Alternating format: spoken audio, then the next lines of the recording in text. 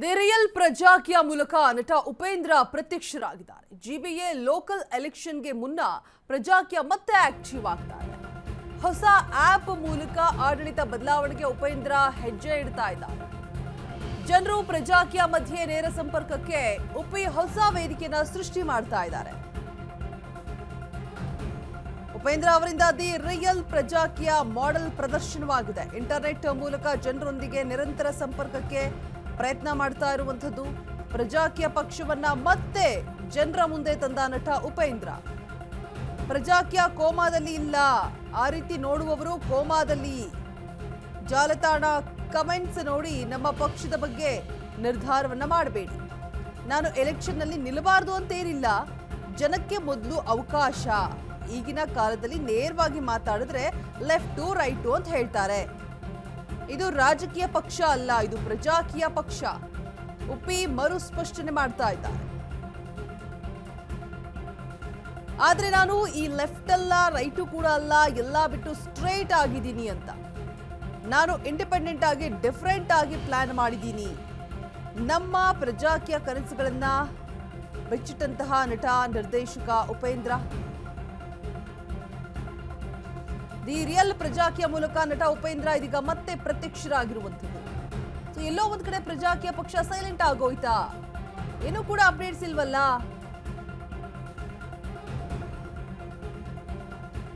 ಅನ್ಕೊಳ್ಳುವಂತಹ ಸಂದರ್ಭದಲ್ಲಿ ಇದೀಗ real star Upendra ಮತ್ತೆ ಪ್ರಜಾಕೀಯದ ಜಪ ಮಾಡ್ತಾ ಇದ್ದಾರೆ. ಇಷ್ಟು ದಿನ ಸಿನಿಮಾಗಳಲ್ಲಿ ಹುಳ ಬಿಡ್ತಿದ್ದಂತಹ ಉಪ್ಪಿ ಈಗ ಡಿಜಿಟಲ್ ಯುಗಕ್ಕೆ ಕೊಂಚ ಬದಲಾಗ್ಬಿಟ್ಟಿದ್ದಾರೆ. ತಲೆಗೆ ಹುಳ ಬಿಡುವಂತಹ ಕೆಲಸ ಮಾಡೋದು ಬೇಡ, ತಲೆಯಿಂದ ಹುಳ ತೆಗೆಯುವಂತಹ ಕೆಲಸವನ್ನ ಮಾಡೋಣ ಅಂತ ಉಪೇಂದ್ರ ಇದೀಗ ಮತ್ತೆ ಹೊಸ ದಾಳವನ್ನ ಬಿಟ್ಟಿದ್ದಾರೆ.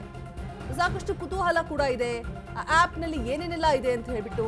2017ರಲ್ಲಿ ಉಪೇಂದ್ರ ತಮ್ಮ ಪ್ರಜಾಕೀಯ ಪಕ್ಷವನ್ನ ಅನೌನ್ಸ್ ಮಾಡಿದಾಗ್ಲೇ ಸಕ್ರಿಯ ರಾಜಕಾರಣದಲ್ಲಿದ್ದಂತಹ ಸಾಕಷ್ಟು ನಾಯಕರು ಟೀಕೆಗಳ ಮಳೆಯನ್ನ ಸುರಿಸಿದ್ರು.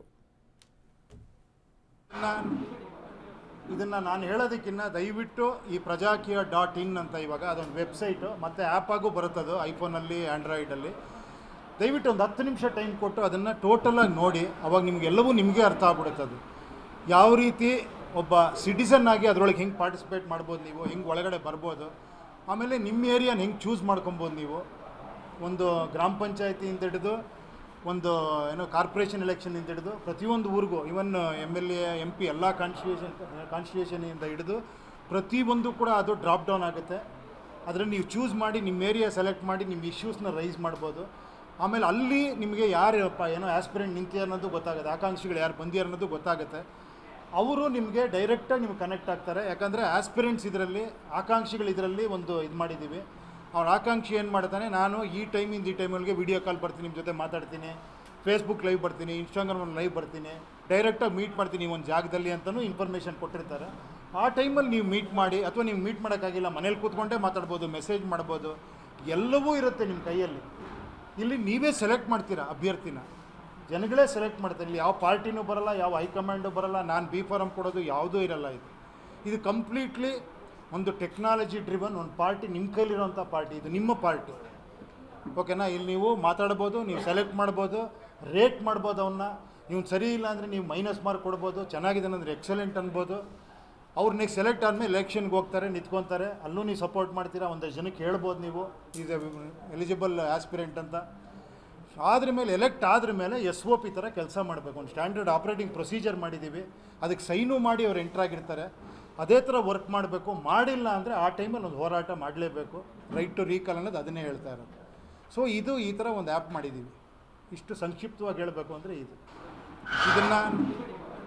ಇದನ್ನು ನಾನು ಹೇಳೋದಕ್ಕಿಂತ ದಯವಿಟ್ಟು ಈ ಪ್ರಜಾಕೀಯ.in ಅಂತ ಇವಾಗ ಅದೊಂದು ವೆಬ್ಸೈಟು ಮತ್ತು ಆ್ಯಪ್ ಆಗು ಬರುತ್ತದು ಐಫೋನಲ್ಲಿ ಆ್ಯಂಡ್ರಾಯ್ಡಲ್ಲಿ. ದಯವಿಟ್ಟು ಒಂದು 10 ನಿಮಿಷ ಟೈಮ್ ಕೊಟ್ಟು ಅದನ್ನು ಟೋಟಲಾಗಿ ನೋಡಿ, ಅವಾಗ ನಿಮಗೆಲ್ಲವೂ ನಿಮಗೆ ಅರ್ಥ ಆಗ್ಬಿಡುತ್ತೆ. ಅದು ಯಾವ ರೀತಿ ಒಬ್ಬ ಸಿಟಿಸನ್ ಆಗಿ ಅದರೊಳಗೆ ಹೆಂಗೆ ಪಾರ್ಟಿಸಿಪೇಟ್ ಮಾಡ್ಬೋದು, ನೀವು ಹೆಂಗೆ ಒಳಗಡೆ ಬರ್ಬೋದು, ಆಮೇಲೆ ನಿಮ್ಮ ಏರಿಯಾನ ಹೆಂಗೆ ಚೂಸ್ ಮಾಡ್ಕೊಬೋದು. ನೀವು ಒಂದು ಗ್ರಾಮ ಪಂಚಾಯತಿಯಿಂದ ಹಿಡಿದು ಒಂದು ಕಾರ್ಪೊರೇಷನ್ ಎಲೆಕ್ಷನಿಂದ ಹಿಡಿದು ಪ್ರತಿಯೊಂದು ಊರಿಗೂ, ಇವನ್ MLA MP ಎಲ್ಲ ಕಾನ್ಸ್ಟಿಟ್ಯೂಷನಿಂದ ಹಿಡಿದು ಪ್ರತಿಯೊಂದು ಕೂಡ ಅದು ಡ್ರಾಪ್ ಡೌನ್ ಆಗುತ್ತೆ. ಅದರಲ್ಲಿ ನೀವು ಚೂಸ್ ಮಾಡಿ ನಿಮ್ಮ ಏರಿಯಾ ಸೆಲೆಕ್ಟ್ ಮಾಡಿ ನಿಮ್ಮ ಇಶ್ಯೂಸ್ನ ರೈಸ್ ಮಾಡ್ಬೋದು. ಆಮೇಲೆ ಅಲ್ಲಿ ನಿಮಗೆ ಯಾರು ಆಸ್ಪಿರೆಂಟ್ ನಿಂತಿದ್ದಾರೆ ಅನ್ನೋದು ಗೊತ್ತಾಗುತ್ತೆ, ಆಕಾಂಕ್ಷಿಗಳು ಯಾರು ಬಂದಿದ್ದಾರೆ ಅನ್ನೋದು ಗೊತ್ತಾಗುತ್ತೆ.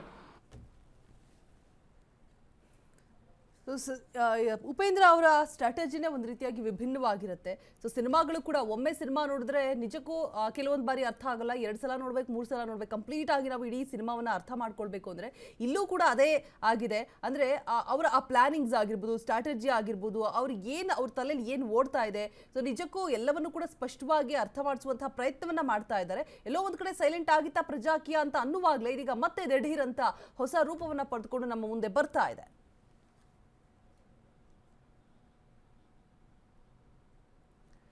ಬಗ್ಗೆ ಹೆಚ್ಚಿನ ಮಾಹಿತಿಯನ್ನ ಕೊಡೋದಕ್ಕೆ ಡೆಸ್ಕ್ನಿಂದ ಲೈವ್ ನಲ್ಲಿ ಜಾಯಿನ್ ಆಗ್ತಾ ಇದ್ದಾರೆ ನಮ್ಮ ಪ್ರಿನ್ಸಿಪಲ್ ಎಡಿಟರ್ ರಾಘವ ಸೂರ್ಯ ಸರ್. ನೀವು ಕೂಡ ಉಪಸ್ಥಿತರಿದ್ರಿ ಆ ಒಂದು ಸಂದರ್ಭದಲ್ಲಿ. ಉಪೇಂದ್ರ ಅವರ ಪ್ಲಾನಿಂಗ್ಸ್ ಆಗಿರ್ಬೋದು, ಆ ಪ್ರಜಾಕೀಯ ಇವಾಗ ಮತ್ತೆ ಸೌಂಡ್ ಮಾಡ್ತಾ ಇದೆ. ಒಂದು ರೀತಿಯಾಗಿ ಅವರು ಎಕ್ಸ್ಪ್ಲೈನ್ ಮಾಡಿದಂತಹ ವಿಚಾರಗಳಾಗಿರ್ಬೋದು, ಮತ್ತೆ ಯಾವ ರೀತಿಯಾಗಿ ಜನರನ್ನ ಸೆಳಿಬಹುದು ಅನ್ನುವಂತಹ ಕೆಲಸ, ಮತ್ತೆ ಜಾತಿ, ಧರ್ಮ, ಹಣ ಇದ್ಯಾವುದು ಕೂಡ ಮುಖ್ಯ ಅಲ್ಲ, ಅವರ ಪ್ರಣಾಳಿಕೆನೇ ಡಿಫ್ರೆಂಟ್ ಆಗಿದೆ, ವಿಭಿನ್ನವಾಗಿದೆ. ಸೊ ನಿಮ್ಮ ಒಪಿನಿಯನ್ ಏನ್ ಸರ್ ಆ ಒಂದು ಪ್ರಜಾಕೀಯದ ಬಗ್ಗೆ? ಜನರು ಒಪ್ತಾರ ಅವರ ಪ್ರಣಾಳಿಕೆಯನ್ನ? Well Roja, nice question.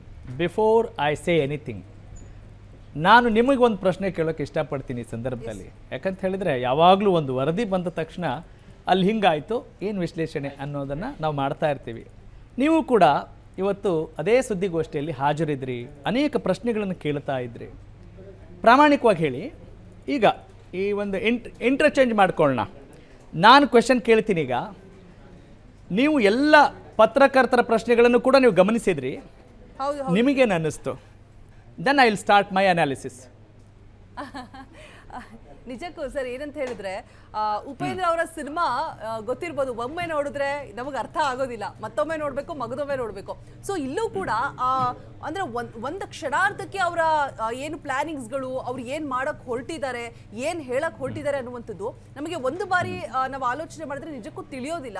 But ಏನೋ ಒಂದು ಬದಲಾವಣೆ ಆದ್ರೆ ಖಂಡಿತವಾಗಿಯೂ ಒಳ್ಳೇದಾಗುತ್ತೆ ಅನ್ನುವಂಥದ್ದನ್ನಂತೂ ಸ್ಪಷ್ಟತೆಯನ್ನ ಕೊಟ್ಟರು. ಸೊ ಕಾದ್ ನೋಡ್ಬೇಕು ಈ ಪ್ರಜಾಕೀಯ ಅನ್ನುವಂಥ. ಈಗ ಆಪ್ ಮೂಲಕ ಜನರನ್ನ ಸೆಳೆಯೋದಕ್ಕೆ ಹೊರಡ್ತಾ ಇದ್ದಾರೆ ಉಪೇಂದ್ರ ಅವರು. ಸೊ ಒಂದಷ್ಟು ಕರೆಕ್ಟ್, ಅದೆಲ್ಲ ಕರೆಕ್ಟು.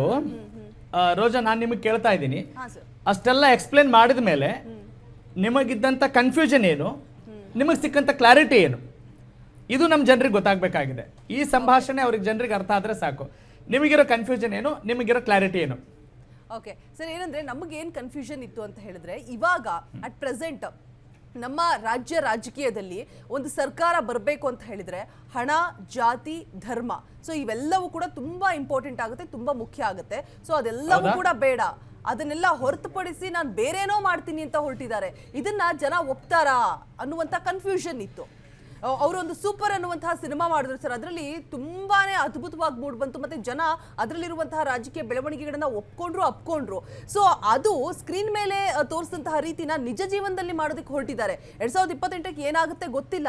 ಸೊ ಜನ ಒಪ್ಕೊಳ್ತಾರಾ ಇದೆಲ್ಲ ಸಾಧ್ಯ ಇದೆಯಾ, ನಿಮ್ಮ ಪ್ರಣಾಳಿಕೆಯಲ್ಲಿ ಮೆನ್ಷನ್ ಮಾಡಿರುವಂತದ್ದೆಲ್ಲವೂ ಕೂಡ ಆಗತ್ತಾ ಅನ್ನುವಂತಹ ಕನ್ಫ್ಯೂಷನ್ಸ್ ಇತ್ತು. ಸೊ ಅವ್ರ ಬಳಿ ಕೇಳಿದಂತಹ ಸಂದರ್ಭದಲ್ಲಿ ಅವ್ರು ಕೊಟ್ಟಂತಹ ಉತ್ತರ ಅದೆಲ್ಲದೂ ಕೂಡ ನಿಮ್ಮಿಂದಲೇ ಆಗಬೇಕು.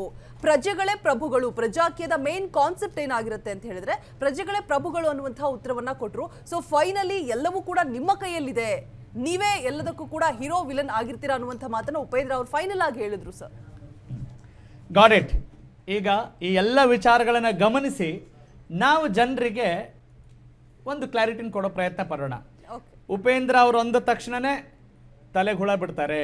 ಹೌದು, ಅವ್ರ ಸಿನಿಮಾನೂ ಅರ್ಥ ಆಗಲ್ಲ, ಅವರ ಈ ಪ್ರಜಾಕಿನೂ ಅರ್ಥ ಆಗಲ್ಲ ಅನ್ನೋ ಒಂದು ಹಣೆಪಟ್ಟಿಯನ್ನು ಕೊಟ್ಬಿಟ್ಟಿದ್ದೀವಿ. ಆದರೆ ಒಂದನ್ನು ನಾವು ಇಲ್ಲಿ ಅಪ್ರಿಷಿಯೇಟ್ ಮಾಡಬೇಕು. ಯಾರು ಏನೇ ಅನ್ನಲಿ, ಬುದ್ಧಿವಂತ ಅನ್ನಲಿ, ಹುಚ್ಚ ಅನ್ನಲಿ, ದಡ್ಡ ಅನ್ನಲಿ, ನಾನು ಮಾತ್ರ ಹೀಗಿದೆ, ನಾನೊಂದು ರೆಸ್ಪಾನ್ಸಿಬಿಲಿಟಿ ತೆಗೆದುಕೊಂಡಿದ್ದೀನಿ, ಒಂದು ವೇದಿಕೆಯನ್ನು ಸೃಷ್ಟಿ ಮಾಡಿದ್ದೀನಿ. ಪ್ರಜೆಗಳ ನಿರ್ಧಾರ ತೆಗೆದುಕೊಂಡ್ರೆ ಖಂಡಿತವಾಗ್ಲೂ ಒಂದು ಸುಂದರ ಸಮಾಜ ನಿರ್ಮಾಣವಾಗುತ್ತೆ. ಅವರ ಆಪ್ ಅಲ್ಲಿ ಆರಂಭದಲ್ಲೇ ಒಂದಿದೆ, ಪ್ರವೇಶ ನಿಷಿದ್ಧ. ಯಾರಿಗೆ? ಏನು ಬದಲಾಗಲ್ಲ ರೀ ಅನ್ನೋರಿಗೆ. ಇನ್ನು ಕೆಲವರಿಗೆ ನಿಷೇಧ ಇದೆ. ಯಾರಿಗೆ ಅಂದ್ರೆ, ನಮಗಿನ್ಯಾರೋ ಬಂದು ಯಾರೋ ಜವಾಬ್ದಾರಿ ತೆಗೆದುಕೊಂಡು ನಾಯಕರಾಗಬೇಕು ಅಂತ ಯಾರು ಬಯಸ್ತಾರಲ್ಲ, ಹಿಂಬಾಲಕರಾಗುವವರಿಗೆ ಇದಲ್ಲ. ನಾವೇನ್ ಮಾಡ್ತೀವಿ, ಜವಾಬ್ದಾರಿ ತೆಗೆದುಕೊಳ್ಳೋಕೆ ಭಾರಿ ಹಿಂದೇಟ್ ಹಾಕ್ತಿದ್ದೀವಿ. ವೋಟ್ ಮಾಡಿದ್ವಿ, ಮುಗೀತು, ಆಮೇಲೆ ನಾವು ರಾಜಕಾರಣಿಗಳನ್ನ ಬಯೋದೇ ನಮ್ ಕೆಲಸ.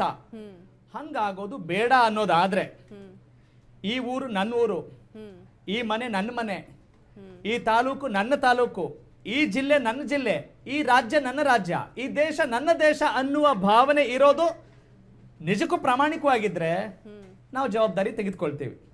ಏನು ಜವಾಬ್ದಾರಿ ತೆಗೆದುಕೊಳ್ಬೇಕು? Actually what is the meaning of responsibility? ಒಳ್ಳೆ ಅಭ್ಯರ್ಥಿನ ಆಯ್ಕೆ ಮಾಡಬೇಕು ಅಂತೀವಿ, ನಿಜ. ಕರೆಕ್ಟ್. ಅದಕ್ಕೆ ಒಂದು ಒಗ್ಗಟ್ಟು ಬೇಕಾಗಿದೆ. ಅವ್ರೇನು ಹೇಳ್ತಾರೆ? Art, accountability, responsibility, then transformation. ನಾವು ಅಕೌಂಟಬಿಲಿಟಿಗೆ ರೆಡಿನೇ ಇಲ್ಲ. ನೋಟ ಹಾಕ್ತೀವಿ, ಅದೇನಾದ್ರೂ ಪ್ರಯೋಜನಕ್ಕೆ ಬರುತ್ತಾ? ಇಲ್ಲ. ಅಯ್ಯೋ ಇದು ಈ ಜಮಾನದಲ್ಲಿ ವರ್ಕೌಟ್ ಆಗೋದಲ್ಲ ಬಿಡ್ರಿ ಅಂತೀವಿ. ಆ ಜನ ಸರಿ ಇಲ್ಲ ಅಂತೀವಿ. ಆದ್ರೆ ನಾವು ಜನ ಅಲ್ವಾ? ಪತ್ರಕರ್ತರು ಜನ ಅಲ್ವಾ? ಆ ಪ್ರಶ್ನೆ ನಾವು ಮಾಡ್ಕೊಳ್ಳೋದೇ ಇಲ್ಲ.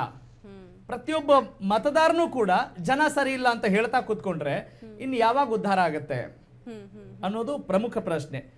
ಈ ದೇಶ ನನ್ನದು, ಈ ಮನೆ ನನ್ನದು, ಈ ಜನ ನನ್ನವರು ಅನ್ನೋ ಭಾವನೆ ಬರೋವರೆಗೂ ಈ ಪ್ರಜಾಕೀಯದ ಬಗ್ಗೆ ಚರ್ಚೆ ನಡೀತಾನೆ ಇರುತ್ತೆ. ಆಕ್ಷನ್ ತೆಗೆದುಕೊಳ್ಳೋರು ಬೇಕಾಗಿದೆ. ಮತ್ತು ಮತದಾರರ ಹಾಗೂ ಪ್ರಜಾಕೀಯ ವೇದಿಕೆಯ ನಡುವೆ ಒಂದು ಸಂಪರ್ಕವನ್ನ ಕಲ್ಪಿಸುವಂತ ಒಂದು ವ್ಯವಸ್ಥೆ ಮಾಡಿದ್ದಾರೆ. ಹಾಗಾಗಿ ನಾವು ರಾಜಕೀಯವನ್ನ ಬೈದು ಅವ್ರು ಸರಿ ಇಲ್ಲ, ಇವ್ರು ದುಡ್ಡು ಮಾಡ್ಕೊಳ್ತಾರೆ ಅಂತ ಹೇಳಿ ನಾವು ಅದೇ ಕೆಲಸವನ್ನು ಮಾಡ್ತಾ ಇದ್ರೆ ಅಂಥವ್ರಿಗೆ ಅಲ್ಲ ಅನ್ನೋದು ಸ್ಪಷ್ಟವಾದಂಥ ವೇದಿಕೆ. ಹಾಗಾಗಿ ಅವರು ನನ್ನ ಹೋಲ್ಡ್ ಕೂಡ, ಅಂದ್ರೆ ಉಪೇಂದ್ರ ಅವರ ಹೋಲ್ಡ್ ಕೂಡ ಈ ಪಕ್ಷದಲ್ಲಿ ಬೇಡ ಅಂತ ಹೇಳಿ ದಿ ರಿಯಲ್ ಪ್ರಜಾಕೀಯ, ಅದರಲ್ಲಿ ಉಪೇಂದ್ರ ಅವ್ರ ಪ್ರಶ್ನೆನೇ ಇಲ್ಲ ಅನ್ನೋದನ್ನ ಅವ್ರು ಹೇಳ್ತಾ ಇದ್ದಾರೆ. ಯಾವುದೋ ನಾಯಕನನ್ನ ನೋಡಿ ಉಪೇಂದ್ರ ಅವರನ್ನ ನೋಡಿ ಓಟ್ ಹಾಕ್ತೀರ ಅಂದ್ರೆ ಹಾಕ್ಲೇಬೇಡಿ ಅಂತಾರೆ. ಇಷ್ಟು ಸದ್ಯಕ್ಕೆ ಸ್ಪಷ್ಟವಾಗಿ ಹೇಳ್ಬೋದು. ಇದು ನನ್ನದು, ನಾನು ಜವಾಬ್ದಾರಿ ತೆಗೆದುಕೊಳ್ತೀನಿ ಅನ್ನೋ ಒಂದು ಭಾವನೆ ಇದ್ರೆ ಖಂಡಿತವಾಗ್ಲೂ ಪ್ರಜಾಕೀಯದಲ್ಲಿ ಅಭ್ಯರ್ಥಿಗಳಾಗಿ ಬಯಸುವವರು ಅಭ್ಯರ್ಥಿಗಳಾಗ್ಬೋದು. ಜನರಿಗೆ ಏನ್ ಬೇಕು ಅನ್ನೋದನ್ನ ಅರ್ಥ ಮಾಡಿಕೊಂಡು ಅಂಥವ್ರು ಕೆಲಸ ಮಾಡೋರು, ಪ್ರಜೆಗಳೇ ಮಾಲೀಕರು, ಅಲ್ಲಿ ಕೆಲಸ ಮಾಡೋವನೇ ಕಾರ್ಮಿಕ. ಅಂದ್ರೆ ಅದು MLA ಆಗಿರ್ಬೋದು, MP ಆಗಿರ್ಬೋದು, ಒಬ್ಬ ಗ್ರಾಮ ಪಂಚಾಯತ್ ಸದಸ್ಯ ಆಗಿರ್ಬೋದು. ಅದೇ ಬಹಳ ಸರಳವಾದಂತ ಸ್ಪಷ್ಟನೆ ಅನ್ನೋದು ನನಗೆ ಅರ್ಥ ಆಗಿದೆ, ಅರ್ಥ ಮಾಡ್ಕೊಂಡಿದ್ದೀನಿ. Over to you now. Sir, ಏನಂತ ಹೇಳಿದ್ರೆ ಈಗ ಈ ಪ್ರಜಾಕೀಯ ಕಾನ್ಸೆಪ್ಟ್ ಏನಾಗಿರುತ್ತೆ ಅಂತ ಅಂದ್ರೆ ಪ್ರಜೆಗಳೇ ಪ್ರಭುಗಳು ಅನ್ನುವಂಥದ್ದು. ಕರೆಕ್ಟಾ ಸರ್? ಅವರ ಒಂದು ಥಾಟ್ ಇಲ್ಲಿ ಪ್ರಜೆಗಳೇ ನಾಯಕರು, ಪ್ರಜೆಗಳೇ ಪ್ರಭುಗಳು ಅನ್ನುವಂಥದ್ದು. ಸೊ ಇವಾಗ ಯಾರಾದ್ರೂ ನಾಯಕರನ್ನ ನಾವು ಗೆಲ್ಸಿರ್ತೀವಿ, ಅವ್ರು ಚೆನ್ನಾಗಿ ಕೆಲಸ ಮಾಡಿಲ್ಲ ಅಂತ ಅಂದಾಗ ಪುನಃ ನಾವು ಪ್ರಜೆಗಳಿಗೆ ಬೈಯೋದು, ನೀಟಾಗಿ ವೋಟ್ ಹಾಕಿಲ್ಲ, ಒಳ್ಳೆ ಅಭ್ಯರ್ಥಿನ ಸೆಲೆಕ್ಟ್ ಮಾಡಿಲ್ಲ ಅಂತ ಹೇಳ್ಬಿಟ್ಟು. ಸೊ ಈಗ ನಾವೇ ಪ್ರಭುಗಳು ಅಂದ್ರೆ ಪ್ರಜೆಗಳೇ ಪ್ರಭುಗಳು ಅಂತ ಹೇಳಿಕೆನ ಕೊಡ್ತಾ ಇದ್ದಾರೆ. ಸೊ ಇನ್ ಕೇಸ್ ದುಡ್ಡು ಇಸ್ಕೊಂಡು ಮಗದೊಂದು ಏನೋ ಒಂದು ಆಮಿಷಕ್ಕೆ ಒಳಗಾಗಿ ಆವಾಗ ನಾವುಗಳೇನಾದ್ರೂ ತಪ್ಪು ಮಾಡಿದ್ರೆ ಇವಾಗ ಯಾರನ್ನ ಬ್ಲೇಮ್ ಮಾಡಬೇಕು ಅಂತ ಉಪೇಂದ್ರ ಅವರ ಪ್ರಕಾರ? ಇದು ಉಪೇಂದ್ರ ಅವರ ಪ್ರಕಾರ ಅಲ್ವೇ ಅಲ್ಲ, ಆ ಪ್ರಶ್ನೆ ಅಲ್ವೇ ಅಲ್ಲ. ಯಾಕೆ ಅಂತ ಹೇಳಿದ್ರೆ ಇದು ನನ್ನ ಪ್ರಕಾರ, ನಮ್ಮ ಪ್ರಕಾರ, ನಿನ್ನ ಪ್ರಕಾರ, ನಿಮ್ಮ ಪ್ರಕಾರ. ಅಂದ್ರೆ ಉಪೇಂದ್ರ ಅನ್ನೋದು ರೆಪ್ರೆಸೆಂಟೇಟಿವ್ ಆಫ್ ಆಲ್. ಈಗ ಅವರು ಒಂದು ನೇಮ್ ಮಾಡಿದ್ದಾರೆ, ಜನರು ಗುರುತಿಸ್ತಾರೆ, ಪ್ರಸಿದ್ಧಿ ಇದೆ ಅನ್ನೋ ಕಾರಣಕ್ಕೆ ಅವರ ಒಂದು ಪಕ್ಷ ಅಂತ ನಾವು ಕರಿತೀವಿ ಬಿಟ್ರೆ, ಆದ್ರೆ ಉಪೇಂದ್ರ ಅವರನ್ನ ಅವರ ಪಕ್ಷದಲ್ಲಿ ಉಪೇಂದ್ರ ಅನ್ನೋ ಫೋಟೋ ಕೂಡ ಇಲ್ಲ, ಅವ್ರ ಹೆಸರು ಕೂಡ ಇಲ್ಲ. ಇದು ಕಂಪ್ಲೀಟ್ ಆಗಿ ಪ್ರಜೆಗಳ ಪಕ್ಷ ಆಗ್ಬೇಕು ಅನ್ನೋದು ಅವರ ಉದ್ದೇಶ ಅನ್ನೋದು ಇಲ್ಲಿವರೆಗೂ ಅವರು ಪ್ರಜಾಕೀಯ ಸ್ಥಾಪನೆ ಮಾಡಿದಾಗಿಂದ ಅದೇ ಉದ್ದೇಶವನ್ನ ಅರ್ಥ ಮಾಡಿಸಿಕೊಳ್ಳುವ ನಿಟ್ಟಿನಲ್ಲಿ ಒಂದು ಪ್ರಯತ್ನ ಪಡ್ತಾ ಇದ್ದಾರೆ. Okay, thank you sir. So ಈ ಐಡಿಯಾ ಮಾಡಿರೋದು ಕೂಡ ಇವಾಗ ಏನಂದ್ರೆ ಏನು ಮಾತಾಡಿದ್ರು ಕಷ್ಟ ಆಗ್ಬಿಟ್ಟಿದೆ. ಏನೋ ಒಂಚೂರು ಆ ಕಡೆ ಈ ಕಡೆ ಮಾತಾಡಿದ್ರೆ, ನೇರವಾಗಿ ಮಾತಾಡಿದ್ರು ಕೂಡ ಲೆಫ್ಟ್ ರೈಟ್ ಅಂತ ಯೋಚನೆ ಮಾಡೋ ಥರ ಆಗ್ಬಿಟ್ಟಿದೆ. ಸ್ವಲ್ಪ ಭಯ ಆಗ್ತಿದೆ ಮಾತಾಡೋದಕ್ಕೆ. ಯಾಕಂದ್ರೆ ಲೆಫ್ಟ್ ಇರೋನು ಕೂಡ ಡಿಪೆಂಡ್ ಆಗಿರ್ತಾನೆ, ವಾಲ್ಕೊಂಡಿರ್ತಾನೆ ಒಬ್ಬರ ಮೇಲೆ, ರೈಟ್ ಒಬ್ಬರ ಮೇಲೆ ವಾಲ್ಕೊಂಡಿರ್ತಾನೆ. ನಾನು ಸ್ಟ್ರೈಟ್ ಆಗಿ ನಿಂತಿದ್ದೀನಿ ಸೆಂಟ್ರಲ್ಲಿ. ಸೊ ಇಂಡಿಪೆಂಡೆಂಟ್ ಆಗಿ ಯೋಚನೆ ಮಾಡ್ತೀನಿ ಅನ್ಕೊಂಡಿದ್ದೀನಿ. ಸೊ ಈ ಐಡಿಯಾ ಮಾಡಿರೋದು ಕೂಡ ಇಂಡಿಪೆಂಡೆಂಟ್ ಆಗಿ ಸ್ವತಂತ್ರವಾಗಿ ಯೋಚನೆ ಮಾಡೋರಿಗೆ ಮಾಡಿರೋದು. ಇದು ಇಲ್ಲಿ ಬಿಟ್ರೆ ನ್ಯಾಚುರಲ್ ಆಗಿರುತ್ತೆ. ನಮ್ಮ ಸಿನಿಮಾದಲ್ಲಿ ಹಂಗೆ ಹೋಗ್ತಾ ಇರ್ತಾರೆ ಮಧ್ಯದಲ್ಲಿ, ಆ ಥರ ತುಂಬಾ ನ್ಯಾಚುರಲ್ ಆಗಿರುತ್ತೆ.